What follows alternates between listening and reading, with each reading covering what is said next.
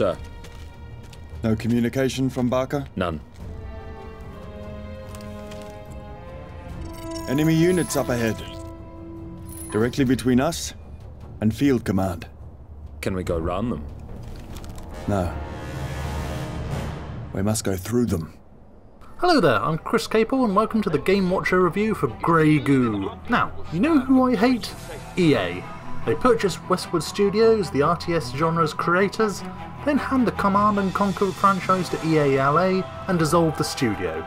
Command & Conquer 3 renews interest in the brand, then they kill the franchise with the indecipherable Command & Conquer 4. They announce Command & Conquer Generals 2, excite the entire fanbase, then scrap that in favour of a free-to-play multiplayer title that no one wanted, which they then scrapped too. Fortunately, a load of ex-Westwood developers formed Terraglyph to continue the Command & Conquer spirit. Star Wars Empire War impressed, and now they're back with Grey Goo. Yes, that is the title, and yes, it will probably cost them sales. Once, we were explorers. We have evolved. Grey Goo is indeed an RTS in the more Command & Conquer style, which is very welcome in the continued absence of that series, thank you EA.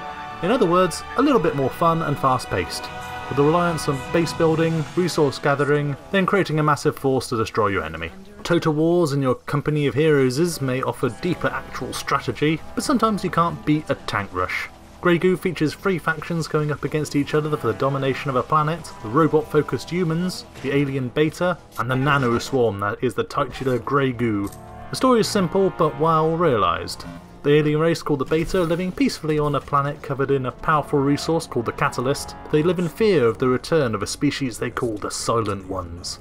When their attempts to open a wormhole result in an attack from an outside invader, they assume their enemy has returned and strike back. Eventually they discover that they are facing not one but 2 forces, the humans and a truly alien monstrosity called the Goo.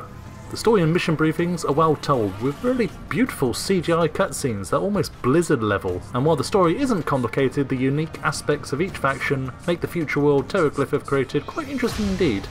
The Beta have the more traditional Command & Conquer style setup, with separate buildings for everything and straightforward recognisable units, although it did take me ages to realise the Guardian unit was actually for base defence. At first I mounted a tank mech on the wall, and so I really struggled at the start of the game.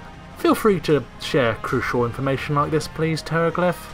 Humans are all robot based, there's only actually 2 humans in the entire game, and so their structures need to be connected with conduits running power from the main base to supply electricity.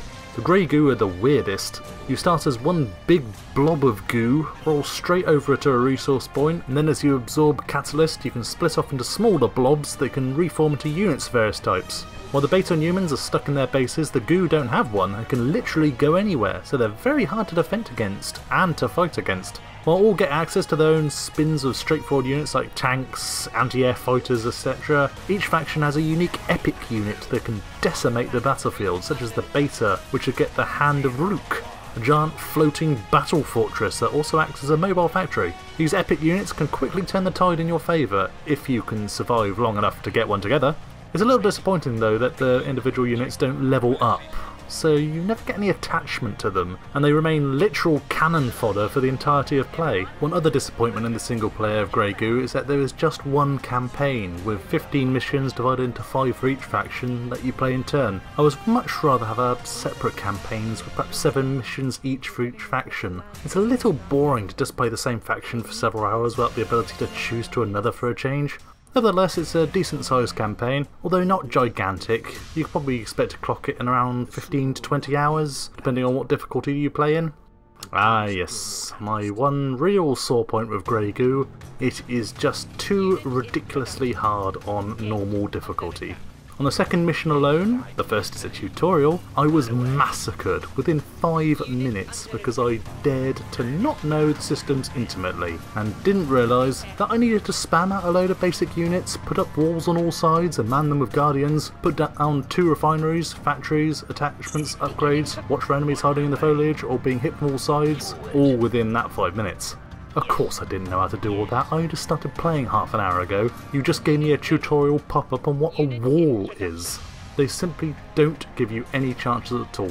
There is no learning curve, you learn by defeat and restarting or you get out. If you're not a professional esports player, you want to play it on easy first. That feels much more what a normal difficulty should be. Once you get the idea, you can try out normal. I can't even imagine hard. Graphically, Grey Goo is very nice, not quite as colourful and vibrant as a Blizzard title or Red Alert 3 perhaps, but certainly with its own charm, and the goo in particular looks really cool and blobby. The audio is also excellent, despite the odd South African accents on the beta. Voice acting is otherwise good, the barks from all the units are satisfying, and I like the weird synthetic noises the goo units make.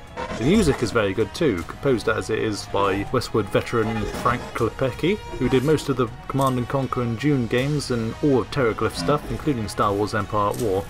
Rounding out the package, we have the typical skirmish option and multiplayer, both of which are straight 1v1, 2v2 or free-for-all battles. Skirmishes are actually interesting because without additional objectives and with both teams starting on an even footing, normal AI is actually quite reasonable. Multiplayer is generally fun, but is suffering two problems right now. People playing humans and doing the Trident Rush, as it's called, where they quickly make hundreds of low-cost tridents and rush the enemy base.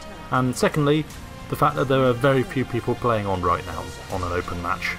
The game is region locked clearly isn't helping this problem, since no one from Europe can play America, and vice versa, immediately limiting the games available. Overall, the biggest problem Grey Goo has is that it's far too hard for what it is, which is a fun Command & Conquer style RTS. I've played lots of this type of RTS, and I've rarely encountered one with such a non-existent learning curve. You either know everything immediately, or you die several hours in after a big war of attrition. Which is a shame, because everything else on display here is really good fun. The factions are all unique, enjoyable to play, and mostly balanced despite being so radically different. Cutscenes are all very impressive, as is the graphics and the audio, and I find myself simply drawn in by it all. The campaign's only 15 missions long, and you have to play each faction in turn is a little annoying, but it's not a game killer. In the end, I scored Grey Goo a very good 8.0.